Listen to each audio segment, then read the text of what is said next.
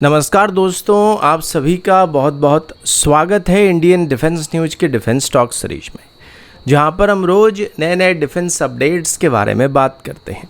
तो चलिए देर ना करते हुए आज की वीडियो शुरू करते हैं।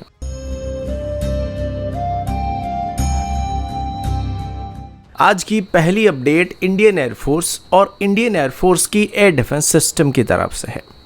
आप सभी को पता होगा कि ऑपरेशन सिंदूर के दौरान पाकिस्तानी एयरफोर्स की तरफ से भारत की S-400 एयर डिफेंस सिस्टम को टारगेट करने की कोशिश किया गया था। हालांकि वो सफल नहीं हुए थे और उनकी तरफ से फायर किए गए CM-400 AKG मिसाइल को बीच में हमारी एयर डिफेंस सिस्टम की तरफ से इंटरसेप्ट कर दिया गया था। लेकिन कभी आपने सोचा है कि अगर उस दिन पाकिस्तान भारत की S-400 सिस्टम को टारगेट करने में कामयाब हो गया होता तो क्या होता? अब जब भी किसी एयर डिफेंस सिस्टम को टारगेट करने की कोशिश किया जाता है तो असल में पूरे एयर डिफेंस सिस्टम को नहीं बल्कि उसके रडार को ही टारगेट किया जाता है, क्योंकि अगर रडार ही नष्ट हो जाएगा तो बाकी एयर डिफेंस सिस्टम ऑपरेट नहीं कर सकता है। और ऑपरेशन सिंदूर के दौरान जब पाकिस्तान की तरफ से S-400 सिस्टम को टारगेट करने की कोशिश किया गया था तो वो भी डायरेक्टली इसके रडार को हिट करने की कोशिश कर रहे थे। लेकिन S-400 सिस्टम में दरअसल एक नहीं बल्कि दो रडार हैं। एक बिग बर्ड रडार है और एक ग्रेवस्टोन रडार है, जो कि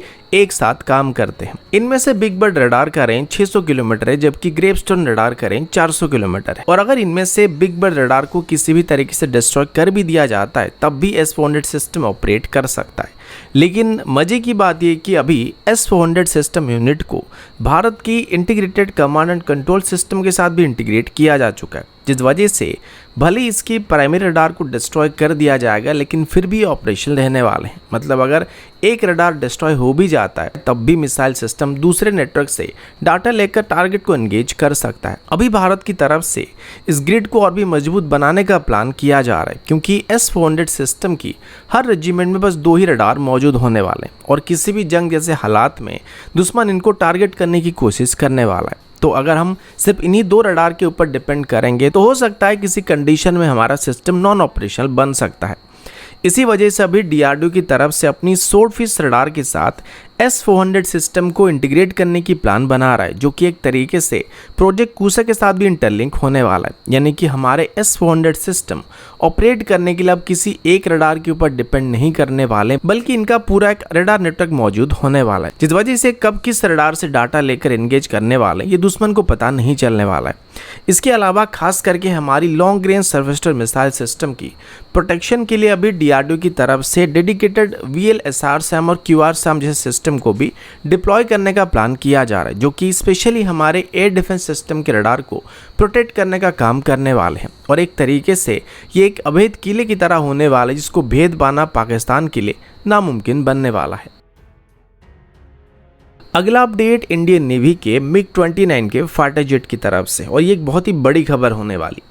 एक शॉकिंग डाटा लीक ने इंडो रशियन डिफेंस पार्टनरशिप के अंदर एक बहुत ही बड़ी प्रॉब्लम को एक्सपोज कर दिया है। हैकर ग्रुप ब्लैक माइनर की तरफ से रशिया के स्टेट डिफेंस कंपनी रोस्टेक के कॉन्फिडेंशियल डॉक्यूमेंट को लीक कर दिया गया है, जिसमें बताया गया कि इंडियन नेवी के MiG-29 के और MiG-29 कब फाइटर जेट में लगे हुए जू-केमी रडार सिस्टम में कई सालों से सीरियस टेक्निकल फेलियर सामने आ रहे हैं। ये वही रडार सिस्टम है जो नेवी के एयरक्राफ्ट कैरियर यानी कि INS विक्रमादित्य और INS विक्रांत से ऑपरेट करने वाले बैकबोन फाइटर जेट यानी MiG-29 के में इस्तेमाल किया जा रहा है। लेकिन लीक हुए डाटा के मुताबिक ये रडार अपने प्रॉमिस स्टैंडर्ड को कभी भी मीट नहीं कर पाए। ये रिपोर्ट रशिया के NIR पेस्ट्रोन और भारत के ऑफिशियल के बीच होने वाले एक मीटिंग और डिस्कशन के ऊपर बेस्ड है।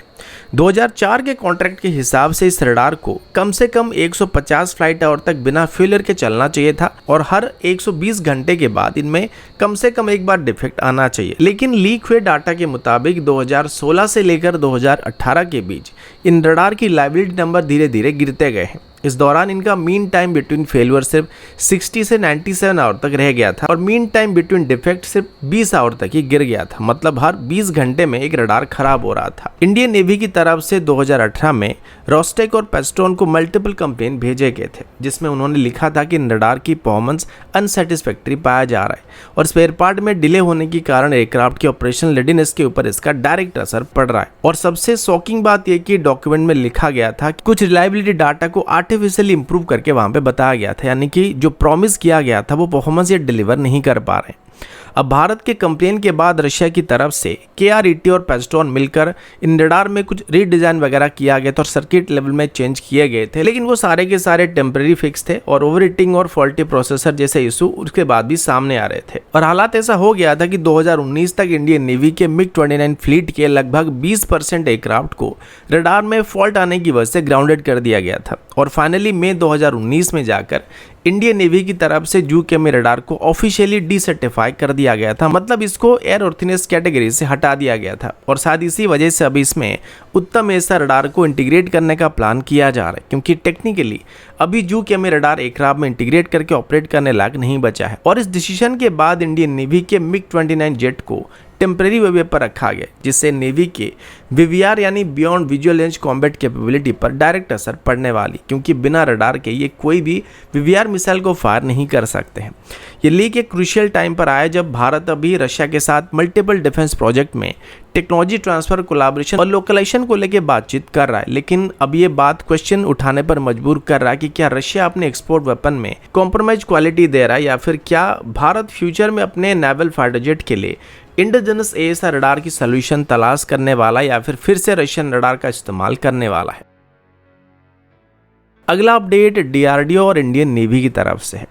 DRDO की तरफ से एक बार फिर से ये बात कंफर्म किया गया कि इंडियन नेवी के मैरीटाइम स्ट्राइक कैपेबिलिटी को बूस्ट करने के लिए naval antiship missile medium range यानी NASM-MR मिसाइल पर काम काफ़ी तेज़ी से किया जा रहा है। ये एक indigenous precision guided air launch weapon होने वाला है, जिसको अभी स्पेशली MiG-29 के फाइटर जेट यानी कैरियर बेस्ड फाइटर जेट के लिए डिज़ाइन किया जा रहा है। ये मिसाइल बेसिकली एक एयर टू शिप या एंटीशिप मिसाइल होने वाला है, जो कि एनिमी वॉरशिप जैसे कि फ्रिगेट, डिस्ट्रॉयर और कॉर्वेट्स को लॉन्ग रेंज से स्ट्राइक करने के लिए बनाया जा रहा है। इसका सबसे बड़ा हाईलाइट इसका स्टेल्थी डिज़ाइन होने वाला और इसकी over the horizon strike capability होने वाला, जिसका मतलब है कि ये मिसाइल अपनी टारगेट को बिना एनिमी रडार के पकड़ में आई दूर से डिस्ट्रॉय कर सकता है। अब थोड़ा टेक्निकल साइड पर अगर बात करें तो NASM-MR एक सबसोनिक मिसाइल होने वाला है, जो कि DRDO के रिसर्च सेंटर इमराट की तरफ से डेवलप किया गया है और इसमें GTRE की तरफ से डेवलप किए गए मानिक टर्बोफैन इंजन का एक स्केल डाउन वर्जन का इस्तेमाल किया जा रहा है। ये मिसाइल मार्क 0.9 यानी ऑलमोस्ट सुपरसोनिक स्पीड में ट्रैवल करने वाला है और इसका रेंज अप्रॉक्सीमेटली 300 किलोमीटर है, उससे थोड़ा ज़्यादा होने वाला है। यूनाइटेड स्टेट की हार्पून और फ्रेंच ऑरिजिन एक्सोसेट मिसाइल से भी कहीं बेहतर परफॉर्मेंस को डिलीवर करने वाला है। ये मिसाइल सी स्किमिंग ट्रैजेक्टरी पर फ्लाई करने वाला है, यानी ये पानी से सिर्फ 5 से 10 मीटर के ऊपर ही फ्लाई करने वाला है, जिस वजह से दुश्मन की रडार इसको डिटेक्ट करना काफी मुश्किल बनने वाला है। और फिर ये टर्मिनल फेज में जाकर पॉपअप मैन्यूवर करने वाला है, जिससे टारगेट पर हाई एक्यूरेसी के साथ स्ट्राइक करना संभव होने वाला है। 2023 में ही NASM-MR मिसाइल को इंडियन नेवी के MiG-29 में इंटीग्रेट कर दिया गया था और तब इन मिसाइल के एवियोनिक्स और फायर कंट्रोल सिस्टम का टेस्ट किया गया था। डिफेंस मिनिस्ट्री की तरफ से अभी इस प्रोजेक्ट को एक्सेप्टेंस ऑफ नेसेसिटी यानी AON को भी दे दिया गया, जिस वजह से अब इसकी लार्ज स्केल ट्रायल और प्रोक्योरमेंट स्टेज को स्टार्ट किया जा सकता है। 2025 में इसकी लाइव फायरिंग टेस्ट को भी करने की बात किया जा रहा है और अभी इंडियन नेवी का प्लान है कि 2027 तक NASM-MR मिसाइल के 200 से 300 यूनिट को ऑर्डर किया जाने वाला है और आगे जाके DRDO की तरफ से इस मिसाइल की 4 अलग अलग वेरिएंट को भी डेवलप करने का प्लान बनाया जा रहा है, जिसमें सरफेस लॉन्च और एक्सटेंडेड रेंज वाले वेरिएंट मौजूद होने वाले हैं, जो कि एक कंप्लीट एंटीशिप इकोसिस्टम क्रिएट करने वाले हैं, जो कि पूरी तरीके से 2030 के आसपास इंडियन नेवी की फ्लीट में ऑपरेशन होने वाले हैं। अगला अपडेट अमेरिका और पाकिस्तान के बीच होने वाले एक डिफेंस कॉन्ट्रैक्ट को लेकर है। दोस्तों, कुछ दिन पहले मीडिया रिपोर्ट में ये न्यूज आई थी कि अमेरिका की तरफ से भी पाकिस्तान को नए advance medium range air to air missile यानी एमराम मिसाइल की एडवांस वेरिएंट को डिलीवर करने का फैसला किया गया है। लेकिन अभी यूनाइटेड स्टेट एम्बेसी की तरफ से एक ऑफिशियल क्लैरिफिकेशन जारी किया गया, जिसमें उन्होंने बिल्कुल क्लियर कहा कि पाकिस्तान को कोई भी नए मिसाइल को डिलीवर नहीं किया जाने वाला है। यूएस एम्बेसी की स्टेटमेंट के हिसाब से जो रीसेंट फॉरेन मिलिट्री सेल यानी FMS कॉन्ट्रैक्ट का मॉडिफिकेशन किया गया था, वो सिर्फ सस्टेनमेंट और स्पेयर पार्ट सपोर्ट के लिए किया गया था। अब समझते हैं कि पूरा मैटर क्या था। 30 सितंबर को यूनाइटेड स्टेट की डिपार्टमेंट ऑफ वॉर की तरफ से एक लिस्ट को जारी किया गया था, जिसमें रिथ्योन कंपनी की एमराम मिसाइल की प्रोडक्शन कॉन्ट्रैक्ट में कुछ अमेंडमेंट को मेंशन किया गया था। इस लिस्ट में कई देश के नाम शामिल थे, जिसमें पाकिस्तान का नाम भी इंक्लूड किया गया था। इसी वजह से मीडिया में स्पेकुलेशन स्टार्ट हुआ था कि पाकिस्तान को भी अभी एमराम की C8 या फिर D3 वेरिएंट को डिलीवर किया जाने वाला है। लेकिन अभी यूनाइटेड स्टेट की तरफ से बिल्कुल क्लियर कर दिया गया कि ये सिर्फ एग्जिस्टिंग मिसाइल सिस्टम के लिए मेंटेनेंस और स्पेयर पार्ट के लिए होने वाला है। मतलब पाकिस्तान के पास जो पुराने एमराम मिसाइल मौजूद है उनके लिए सिर्फ स्पेयर पार्ट को या लॉजिस्टिक सपोर्ट को ही प्रोवाइड किया जाएगा, लेकिन उनको एमराम मिसाइल की कोई भी नई वेरिएंट को डिलीवर नहीं किया जाने वाला है। अगला अपडेट बांग्लादेश और चाइना के बीच होने वाले एक बड़े डिफेंस डील को लेकर है, जहां बांग्लादेश अपनी एयरफोर्स के लिए 20 नए चाइनीज मेड J-10C एयरक्राफ्ट को खरीदने की कोशिश कर रहा है, जिसका एस्टिमेटेड कॉस्ट अभी लगभग $2.2 बिलियन होने की उम्मीद किया जा रहा है। इस डील के अंदर सिर्फ एयरक्राफ्ट ही नहीं बल्कि ट्रेनिंग, मेंटेनेंस और स्पेयर पार्ट को लेके एक पूरा पैकेज बांग्लादेश को ऑफर किया गया है। अभी बांग्लादेश एयरफोर्स के पास 212 एयरक्राफ्ट मौजूद है, जिसमें से सिर्फ 44 ही फाइटर जेट है और उनमें से भी 36 पुराने चाइनीज ओरिजिन F-7 एयरक्राफ्ट है और 8 के आसपास MiG-29 एयरक्राफ्ट है। तो J-10C के इंडक्शन के बाद उनकी कॉम्बैट कैपेबिलिटी में काफ़ी इंप्रूवमेंट होने की उम्मीद किया जा रहा है। अब जियोपॉलिटिकल एंगल से अगर देखा जाए तो अभी भारत और बांग्लादेश के रिलेशन कोई खास अच्छे नहीं चल रहे हैं। पिछले कुछ सालों से बात नोटिस किया जा रहा है कि बांग्लादेश अभी पाकिस्तान के ज़्यादा करीब आ रहा है और अभी चाइना से एयरक्राफ्ट खरीदने का मतलब साफ है कि बांग्लादेश अभी भारत के मुकाबले चाइना के साथ ज़्यादा क्लोज रिलेशन मेंटेन करना चाह रहा है।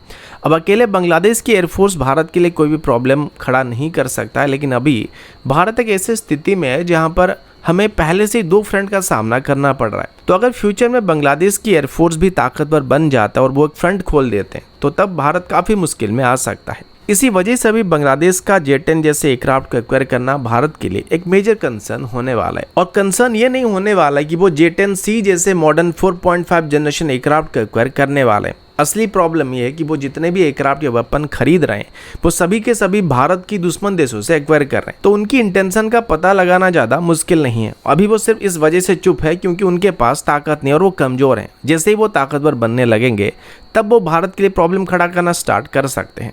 तो दोस्तों अभी के लिए इतना ही, मिलता हूँ आपसे अगले वीडियो में, तब तक के लिए जय हिंद, वंदे मातरम।